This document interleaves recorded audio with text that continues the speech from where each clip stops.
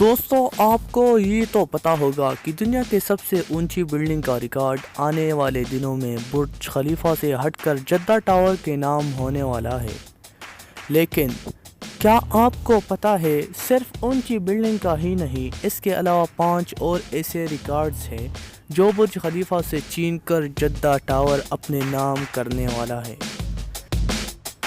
علم انفو کی ویڈیوز میں ایک بار پھر سے خوش آمدید۔ نمبر 1، برج خلیفہ میں ٹوٹل 57 لفٹ لگائے گئے تھے اور اسے دنیا میں سب سے تیز چلنے والا لفٹ کا خطاب حاصل تھا، لیکن جدہ ٹاور میں ٹوٹل 59 لفٹ لگائے جائیں گے اور سب سے تیز چلنے والے لفٹ کا خطاب بھی جدہ ٹاور کے نام ہوگا۔ نمبر 2، برج خلیفہ 1.5 بلین $، میں بن کر تیار ہوا تھا، جبکہ جدہ ٹاور کے پروجیکٹ کے لیے 1.23 بلین $، کا ٹارگٹ رکھا گیا ہے۔